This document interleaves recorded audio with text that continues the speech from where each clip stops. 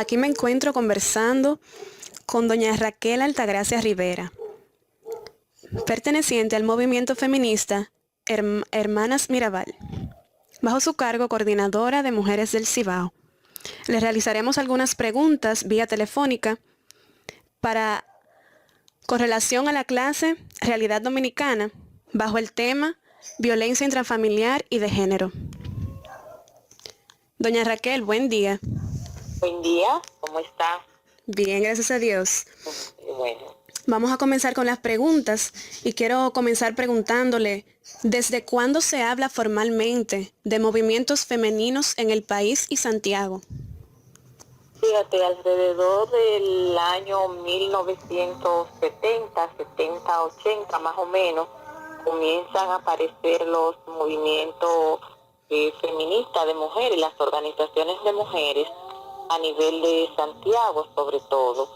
Y para esta fecha, más o menos en la década del 70, ya comienzan a surge lo que es el Comité de Amas de Casa en la Yagüita de Pastor. También estaba el Círculo de Mujeres Feministas, lo que es hoy el Movimiento Feminista Hermanas Mirabal, así como el Centro de Promoción Humana Integral, que comienzan ya a organizarse. Y en ese tiempo debo decirte que justamente la demanda, por ejemplo, en el caso del Comité de Amas de Casa de la Yagüita de Pastor, eran demandas así como muy prácticas, de género, de vuestra práctica, pero que tenían que ver como con la cotidianidad. No surgimos con esa conciencia de género que ya más adelante esas organizaciones adquieren. Básicamente el surgimiento de esa organización era prácticamente por la falta de agua, de luz, de escuelas, arreglos de la calle, así como el alza de los artículos de primera necesidad.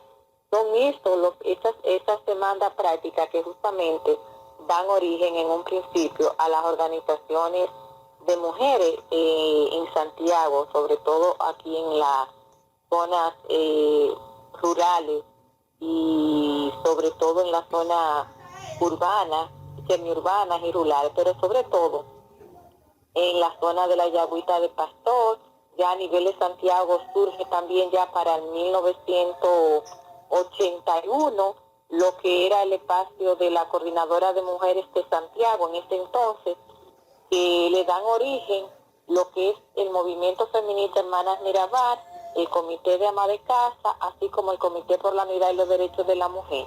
Esas tres organizaciones se unen y entonces dan origen a lo que era en ese momento la Coordinadora de Mujeres de Santiago, mejor conocida ya hoy con el nombre de mujeres, de Coordinadora de Mujeres del Cibao, que también asume todo lo que eran las demandas que no eran propiamente de las mujeres, pero sí por el rol que la sociedad les había asignado.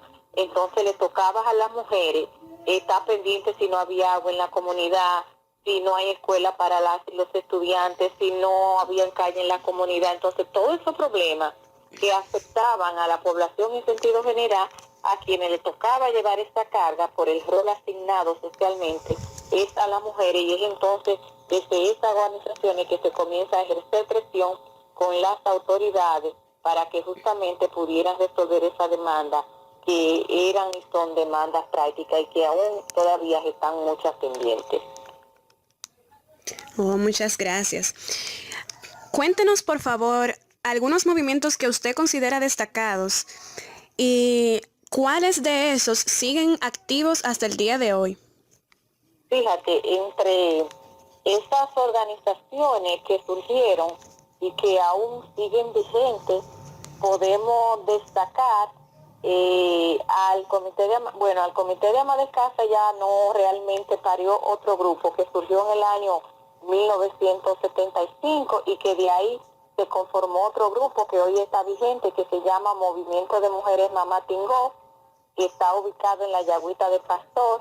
Está también el Movimiento Feminista Hermanas Mirabal, que surgió en el año 1978. De igual manera, está la Coordinadora de Mujeres del Cibao, que ya surgió para el año 1981. También está lo que es el núcleo de apoyo a la mujer, que son organizaciones que justamente han estado trabajando con las demandas, sobre todo prácticas y estratégicas, pero lo que tiene que ver ya con el tema de la violencia al interior de la familia, la violencia intrafamiliar y la violencia de género. Así hay otras instituciones no tan destacadas también, pero que desde su espacio pues hacen aportes al tema de la mujer y sobre todo al tema de la violencia. Y tenemos ahí también la Fundación Mujer Iglesia. De igual manera está lo que es en el movimiento Vida Sin Violencia, donde convergen todas esas organizaciones que te he mencionado y otras que tienen que ver con ese movimiento, como es Casa Abierta, está también CEFASA, y está también Acción Callejera, Pro Familia, que tiene también una área que tiene que ver con toda esa parte de la violencia. Entonces, ese conjunto de organizaciones y de instituciones, donde también inciden instituciones gubernamentales, han estado haciendo sus aportes, cada una desde su espacio y con su visión, a tratar de aportar a la disminución de la violencia. Doña Raquel, según su experiencia, mencione por favor 2 casos de violencia de género que han sido los más impactantes para usted. Fíjate, entre tantos casos que uno ha tenido que vivir, como que se le hace a uno difícil especificar 2. Sin embargo, antes debo decirte que la violencia intrafamiliar y de género, debemos de verla no como se ha querido o se maneja hasta el momento en nuestro país, donde solo se habla de la violencia intrafamiliar y de género cuando ya hay una víctima, cuando tenemos la pérdida de un ser humano o de varios seres humanos. La violencia como tal tiene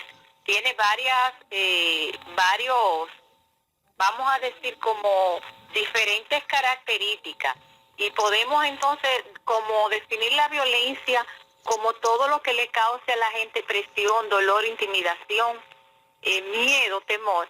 Entonces, en ese sentido, los hechos de violencia que vivimos a diario son muchos, es impactante. Sin embargo, aquí solo se habla de la violencia cuando ya hay una víctima. Todo lo que implica violencia psicológica, violencia verbal, violencia física, que todas anteceden a la violencia ya cuando asesinan o hay víctimas que desaparecen. Entonces, todos esos hechos de violencia que casi siempre se dan antes, cuando tú oyes decir que asesinaron a una mujer, que asesinaron a los hijos, que se mató el agresor, ya tú puedes estar casi segura que ya todas esas otros tipos de violencia, como es la violencia psicológica, la verbal, la física, que incluye golpes y esto se ha dado. Entonces, por diferentes razones, la víctima se queda callada, o aunque lo diga, no se atiende como se debe de atender, y entonces vemos todos los días cómo suceden casos mucho más impactantes, porque antes la violencia contra la mujer era que casi siempre el agresor mataba a la mujer, y ahora hay una nueva modalidad, si tú habrás podido notar, que además de matar, de asesinar a la mujer, matan, agreden a los hijos y a las hijas, y muchas veces el propio agresor también se quita la vida. Sí, es muy cierto. En los últimos años hemos visto cómo esa nueva modalidad, y es impactante entonces ver cómo familias completas entonces realmente pierden la vida en esto que tiene que ver con la violencia al interior de la familia y con la violencia de género, que es la que específicamente se da contra la mujer. Entonces, son muchos los casos y se le hace difícil a uno enumerar solo 2 o 3 porque son bastantes. O sea, es mucho más impactante cuando se va una familia completa.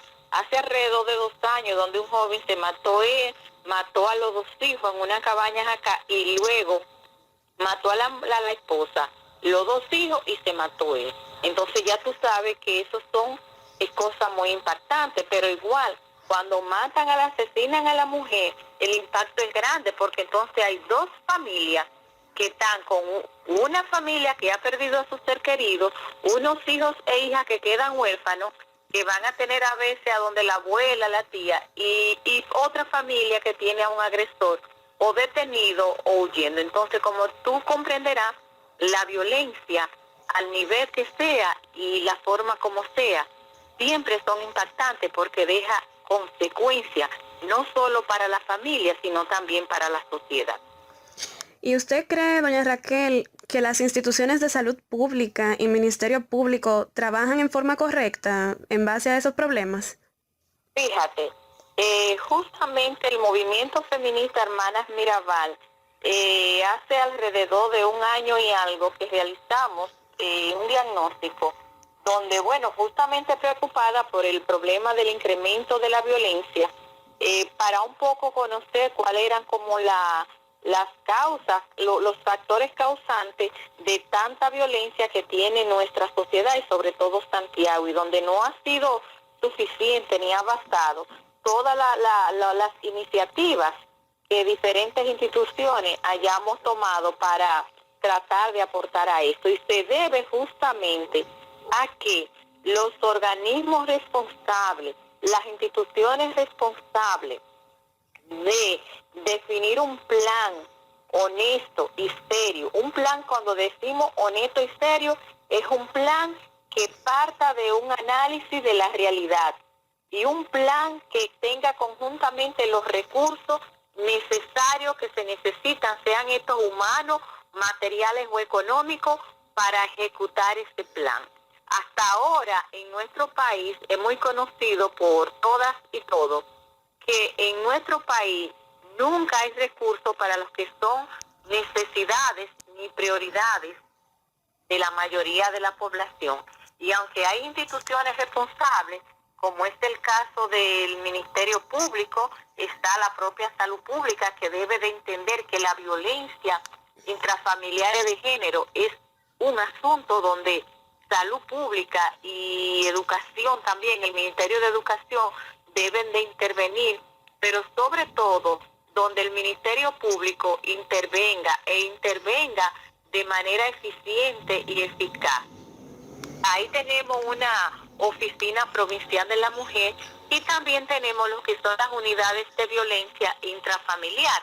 Pero déjame decirte que con las precariedades que trabajan estas unidades en todas las partes del país, pero en el caso específico de Santiago, que es donde estamos hablando, déjame decirte que con las precariedades con que ahí se trabajan, no es posible hablar de la disminución y mucho menos de la erradicación de la violencia, porque tenemos una unidad de violencia que recibe alrededor de 135 a 140 usuarios y usuarias diarios, y donde hay un personal mínimo de 5 o 6 personas para ambos turnos para atender a todas esas víctimas. Como tú comprenderás, no es humanamente posible, por ejemplo, que una psicóloga pueda atender en un día 30, 40, 50 casos de víctimas. No es posible que una magistrada pueda atender en un día 70, 80 o 90 casos. Entonces, pero peor aún, los casos que son atendidos, por ejemplo, una víctima va a la unidad y le dan una orden de alejamiento o una orden de arresto para el agresor, y se la dan, pero no hay forma de que se le pueda dar seguimiento para ver si eso se está cumpliendo. Entonces, aunque muchas veces hay un personal que tiene capacidades y conoce del caso, no así tiene las herramientas necesarias para hacer un trabajo eficiente en cantidad y en calidad. En ese sentido, nosotras le estamos planteando al Procurador General de la República, a Francisco Domínguez Brito, la necesidad, y le presentamos un diagnóstico de cuáles eran las principales debilidades y necesidades. Y cómo definir un plan que vaya acorde con la realidad, la situación actual que tiene el problema de la violencia. Pero hasta ahora, como ha sucedido con otras cosas, al parecer estas no son cosas prioritarias para atenderla, y siempre la excusa es que no hay recursos suficientes para dar el servicio, porque la demanda es mayor que la capacidad de respuesta que tienen las instituciones. ¿Aló? Muchas gracias, doña Raquel. Esas han sido nuestras... Muchísimas gracias por su cooperación para esta clase de realidad dominicana.